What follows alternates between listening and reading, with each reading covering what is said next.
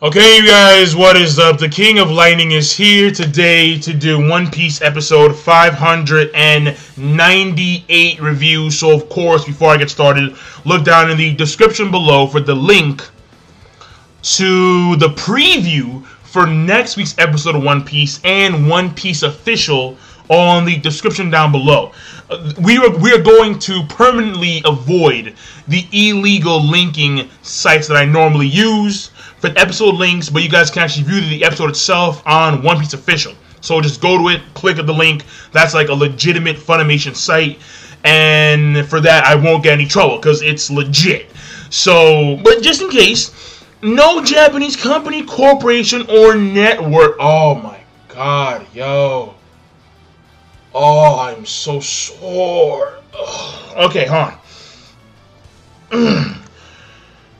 No Japanese company, corporation, or network has any claim to this video. The thumbnail is an original photo which belongs to no Japanese company, corporation, or network.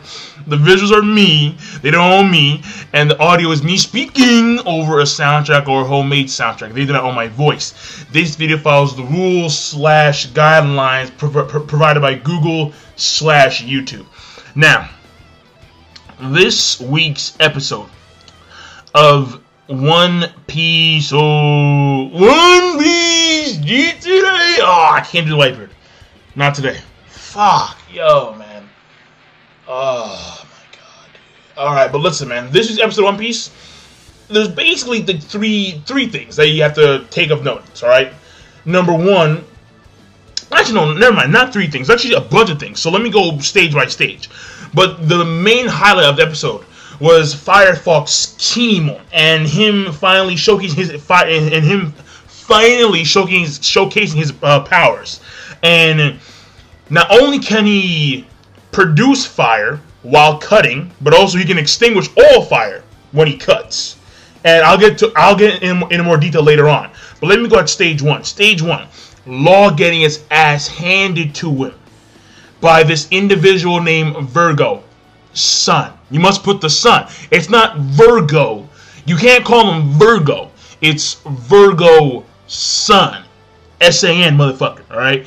And the thing about it is that basically the whole entire thing about that part, right, is that number one, Monet is a spy working for someone, and Virgo, he's also there too, working for someone. Like, remember how Caesar Clown was talking to Law, Law mentioned the name Joker.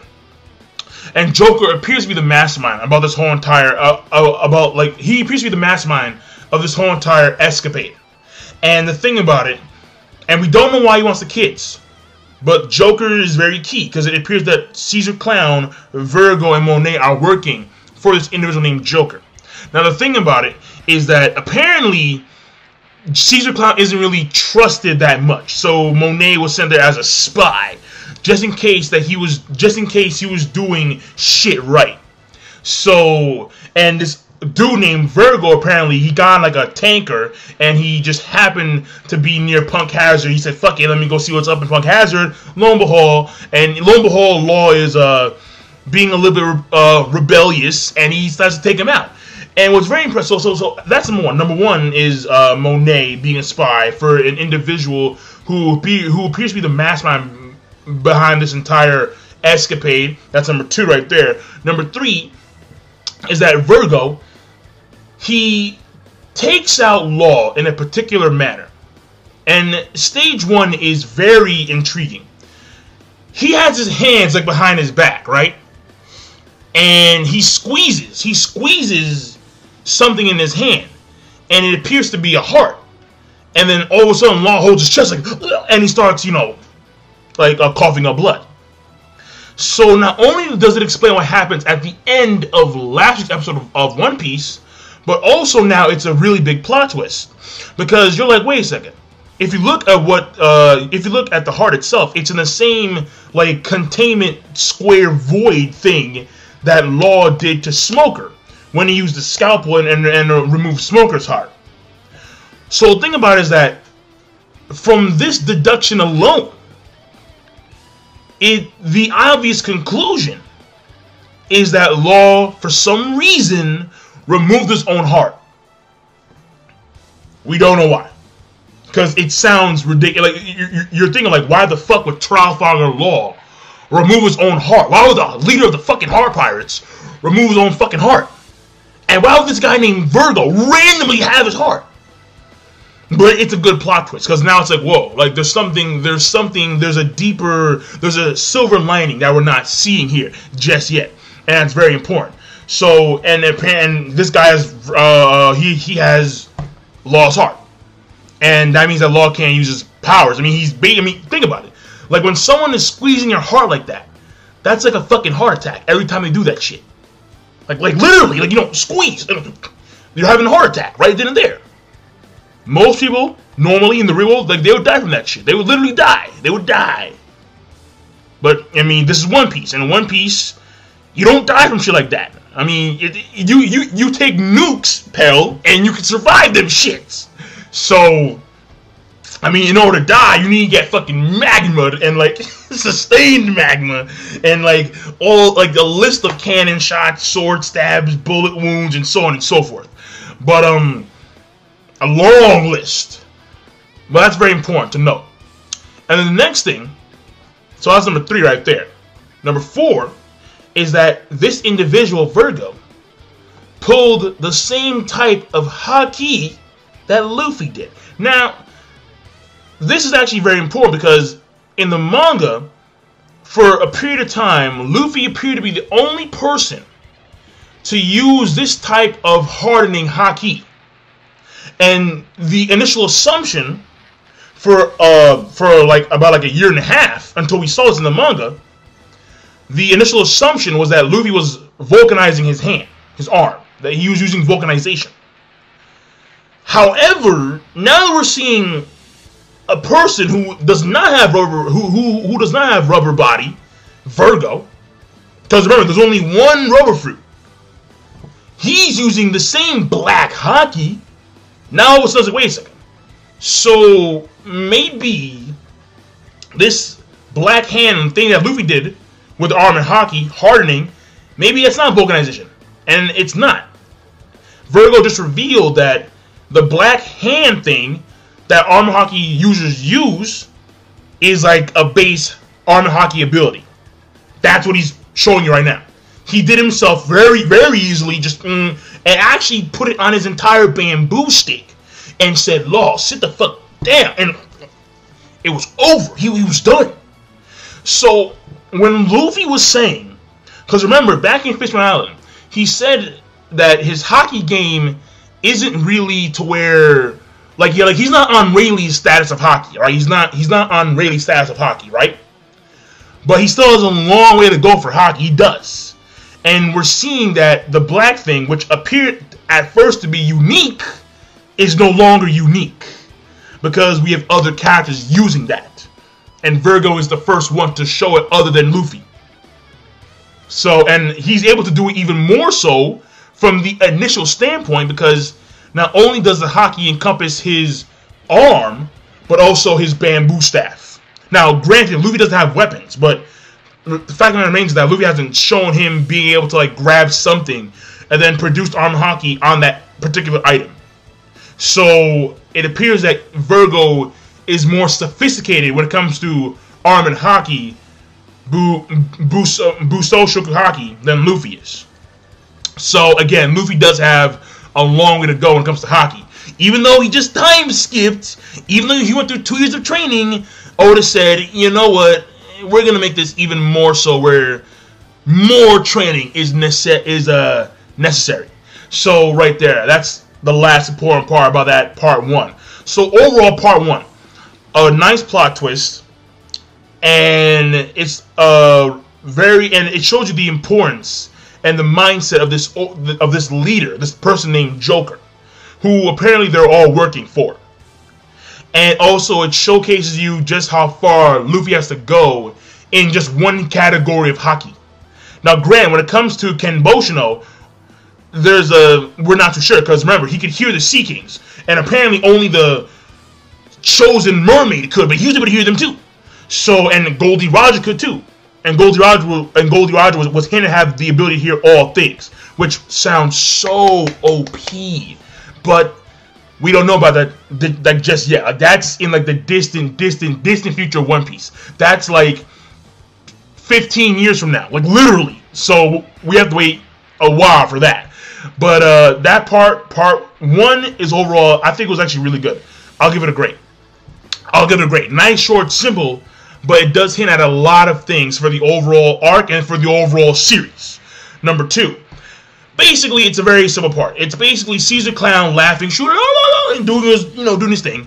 And basically, he just finished taking out Tashigi, Smoker, Robin, Frankie, Luffy. And then he tells his boys to, get inside because there's something falling down. And then they apparently have an aircraft, like the aircraft is ready. And then they're going to put the Straw Hats on the aircraft, the Straw Hats and Tashigi and Smoker. And then they're going to find the kids so they can join the kids again. And that's pretty much what Caesar Clown is doing right now at this point in time. Now, the key thing here that he said in this part 2 is basically this. He apparently already knew that Law was going to betray him. Because when he saw, when he was admiring his own work for taking out the Straw Hats and Smoker and Tashigi, he said that the Yeti Coup brothers couldn't cut it. And it makes sense because they couldn't handle Straw Hat and Law. So he actually knew that Law was going to go against him at some point in time. He knew it. And the next thing is that you see the influence he has over his own subordinates. In the last episode, he just controlled these smiley slimes to wrap around Luffy and use like a big-ass explosion. But apparently they forgot about that shit. And now that the master is once again catering to the soldiers' whims, well, not really, but like he's praising them for being, he calls them specifically strong soldiers, like my strong soldiers take care of this and go inside where you're safe. So, kind of like a humble leader type of role, where in fact he's really not at all. And you see the influence because these guys are literally in tears, like, yes, master, yes, master. So it's like, okay, so obviously these guys don't understand what the fuck is going on. And Caesar Clown right now, he's preparing for something because he has his, bag of goodies, and it's not Halloween. He has his bag of goodies. He's ready to go and, give some candy to these kids. And at the same time, he has a plan, obviously, is a plan for the captured people for Tashigi, Smoker, and the Straw Hats, obviously. So that part overall is okay. Now the last part. I mean, come on, man. Kurohashi Sanji. Yeah, I mean, he's inside Nami's body, but it doesn't matter. It doesn't matter because he's still badass, all right? Basically, the slimes are converging upon Zoro, Brook, and Kinemon. And like there was a few funny scenes here and there. Obviously, Brook can't be hurt by the poison gas because he has no flesh and blood, obviously. And the thing about it is that, I mean, Brook can be so fucking devastating when I think about it. But Oda makes him like he's not a joke. Basically, when Brook gets serious, you're like, yo, Brook is OP, but he's not. Most of the times he's not serious at all. Like, Brook can survive in he can survive in a lot of situations where people will normally die.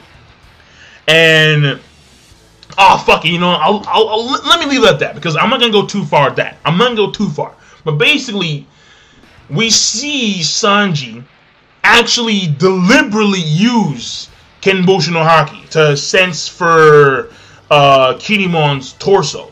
And all he's sensing is the fish and the dead fish around him. So right there, we have Sanji himself confirm Haki use. Zoro hasn't done that yet. I'm just saying.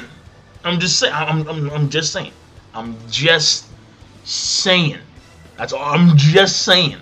And he's inside Nami's body. Just saying. But gotta plug in for Sanji. Oh my god, gotta plug in for Sanji right there. But basically, he sees because he can't find the body anywhere.